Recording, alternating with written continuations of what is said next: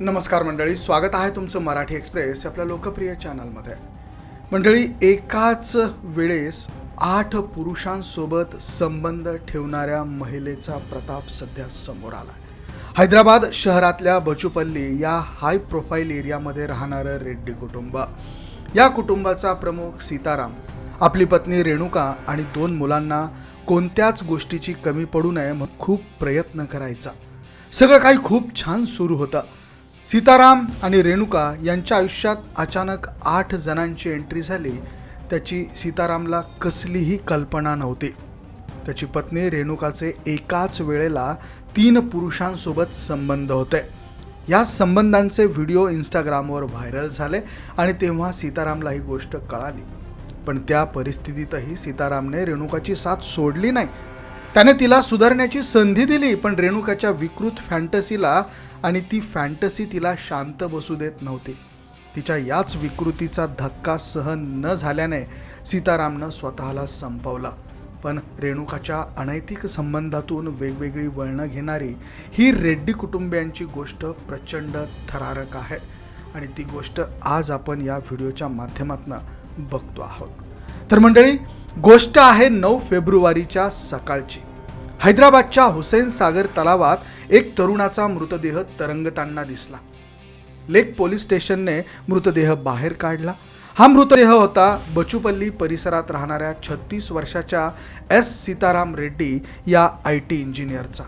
सुरुवातीला हे प्रकरण कळायला मार्गच नव्हता, पण सीतारामच्या वडिलांनी त्याने ठेवलेलं व्हॉट्सअपचं स्टेटस हे पोलिसांना दाखवलं. या स्टेटसवर सीतारामनं मृत्यूपूर्वी लिहिलेलं होतं 19 पानांचं पत्र आणि हे पत्र त्या ठिकाणी अपलोड करण्यात आलेलं होतं. या पत्रातला एक शब्द अंगाचा थरकाप उडवणारा होता. या पत्राच्या आधारावर सीतारामच्या वडिलांनी लेक पोलीस स्टेशनला 0 FIR दाखल केली. ज्यांच्या विरोधात तक्रार दाखल झाली होती आणि ज्या गुन्ह्याखाली ती तक्रार दाखल करण्यात आली होती ते गुन्हे बचूपल्ली पोलीस स्टेशनच्या हद्दीत झाल्यानं ही केस बचूपल्ली पोलिसांकडे वर्ग करण्यात आली. तपास सुरू झाला आणि एक धक्कादायक खुलासे हे समोर आले. मूळचा आंध्र प्रदेशमधला प्रकाशम जिल्ह्याच्या मरकापूरचा रहिवासी असलेला सीताराम एका नामांकित IT कंपनीमध्ये कामाला होता. त्याने घरच्यांच्या पसंतीने 4 मार्च 2018 रोजी नांदियाल जिल्ह्यातल्या कोतापल्ली गावातल्या रेणुका नावाच्या मुलीसोबत लग्न केलं होतं. पुढे 1 वर्ष बँगलोरला ते राहिल्यानंतर सीताराम रेणुकाला घेऊन आईवडिलांसोबत मरकापूरला गेला. मात्र रेणुका आणि सीतारामच्या आईवडिलांचं पटत नसल्याने दोघं नवरा बायको हैदराबादला राहू लागले. रेणुकाला काहीही कमी पडणार नाही याची काळजी सीताराम नेहमीच घ्यायचा. कालांतराने त्यांना एक मुलगी आणि एक मुलगा देखील झाला. सगळं व्यवस्थित सुरू होतं, पण त्याचवेळी रेणुकावर जीवापाड प्रेम करणाऱ्या सीतारामला तिच्याबद्दल एक अशी गोष्ट कळाली ज्यामुळे त्याचं आयुष्य उद्ध्वस्त झालं. सीतारामच्या वडिलांनी सांगितल्यानुसार सीतारामसोबत लग्न होण्याआधी रेणुकाचे सुरेंद्र नावाच्या मुलासोबत संबंध होते. तिला सुरेंद्रसोबत लग्न करायचं होतं, पण घरच्यांनी जबरदस्तीने तिचं लग्न सीतारामसोबत लावून दिलं होतं. लग्न झाल्यानंतर सगळं काही चांगलं आहे असं वाटत होतं, पण सत्य काही वेगळंच होतं. रेणुकाचे अनेक पुरुषांसोबत संबंध होते. त्या पुरुषांना ती वेगवेगळ्या ठिकाणी जाऊन भेटायची. सीताराम कामानिमित्त बाहेर गेला की ती रामण्णा नावाच्या एका हॉटेल व्यावसायिकाला घरी बोलवायची. त्याच्यासोबतचे नाजूक क्षण हे तिने तिच्या मोबाईलमध्ये वेगवेगळ्या अँगलने शूट करून ठेवले होते. हे व्हिडिओ कुठेही अपलोड करण्यासाठी शूट नव्हते केले, पण तिच्या डोक्यात जी फॅन्टसी होती त्या फॅन्टसीमुळे तिने हे सगळे व्हिडिओ स्वतःजवळ ठेवण्यासाठी शूट करून ठेवले होते. फक्त रामण्णाच नाही तर श्रवण, किशोर, अय्यप्पा ह्या तिच्या जुन्या क्लासमेटसोबतसुद्धा इंस्टाग्रामवरती ती चॅटिंग करायची. सीताराम घरी नसला की रात्रभर त्यांच्यासोबत न्यूड व्हिडिओ कॉलवर बोलायची, अश्लील चॅट करायची. सीतारामला यातल्या कोणत्याच गोष्टीची कल्पना नव्हती. रेणुकावर खूप प्रेम होतं म्हणून त्यानं कधी तिच्यावर संशय देखील घेतला नाही. असंच एक दिवस तिचा प्रियकर रामण्णा आणि ती अजून दोघेही इंस्टाग्रामवर बोलत असल्याचं त्याला कळालं. त्याला या गोष्टीचा भयंकर राग आला. त्याने रेणुकावर सूड उगवायचं ठरवलं. रेणुकाने शूट केलेले नाजूक अवस्थेतले व्हिडिओ त्याने तिच्याकडे मागितले. एकदा बघून डिलीट करतो असं त्याने तिला सांगितलं. त्यावर रेणुकाने सगळे व्हिडिओ रामअण्णाला पाठवून दिले. रामअण्णाने ते व्हिडिओ ज्या इतर 2 मुलांसोबत रेणुका बोलत होती त्यांना आपल्या संबंधांबद्दल कळावं म्हणून एक व्हिडिओ इंस्टाग्रामवर अपलोड केला. त्याच्या फॉलोईंग लिस्टमध्ये ते 2000 लोकांपर्यंत हा व्हिडिओ पोचला. रेणुकाला ही गोष्ट कळाल्यानंतर ती पूर्णपणे घाबरून गेली. तिने रामअण्णाला व्हिडिओ डिलीट करण्याची विनंती केली पण तो ऐकत नव्हता. काय करावं हे रेणुकाला कळत नव्हतं. शेवटी तिने ही गोष्ट सीतारामला सांगायचं ठरवलं. 19 सप्टेंबर 2025च्या रात्री रेणुकाने रडत रडत घडलेला सगळा प्रकार नवरा सीताराम याला सांगितला. हा सगळा प्रकार ऐकून सीतारामला मोठा धक्का बसला. माझ्याकडनं चूक झाली, मला माफ कर, मी यानंतर असं करणार नाही, हे व्हिडिओ अजून जास्त व्हायरल झाले तर आपली बदनामी होईल असं म्हणत रेणुका सीतारामकडे मदत मागत होती. सीताराम या धक्क्यातून सावरतो ना सावरतो रेणुकाने तिचे संबंध फक्त रामअण्णासोबतच नसून श्रवण, किशोर, अय्यप्पा यांच्यासोबतही असल्याचं कबूल केलं. रेणुका एवढ्यावरच थांबली नाही.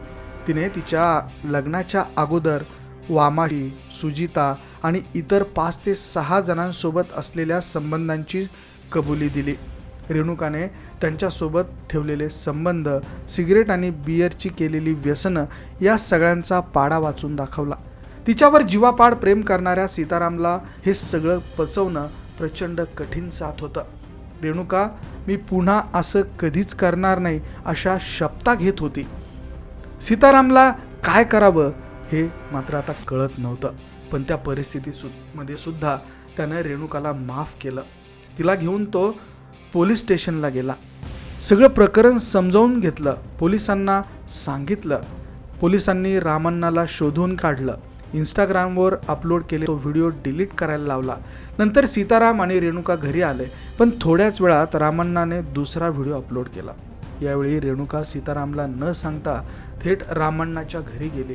नंतर पोलिसांच्या मदतीने सीतारामने रामअण्णाचं घर गाठलं. तेव्हा रेणुका आणि रामअण्णा दोघंही बेशुद्ध अवस्थेत पडलेले असल्याचं दिसलं. सीतारामचं त्याच्या कुटुंबावर प्रचंड प्रेम होतं. सगळं नीट होईल, रेणुकाचं हे नातं सुटेल असा विचार करून त्याने नवी सुरुवात केली. रेणुका पुन्हा हैदराबादला आली. पण संधी देऊनसुद्धा रेणुकामध्ये काहीच बदल होत नव्हता. आता तर तिची हिंमत जास्तच वाढली होती. आधी हे सगळं रेणुका सीतारामपासून लपून छपून करत होती. पण आता ती सगळं काही सीतारामला सांगून करायला लागली होती. आपल्या या कृतीबद्दल तिला कसलाही पश्चाताप नव्हता. दुसऱ्या पुरुषांसोबत ठेवलेल्या संबंधांना ती स्वतःचा अधिकार मानायची. रामअण्णासोबत पुन्हा संबंध ठेवण्याची इच्छा ती नेहमी बोलून दाखवायची.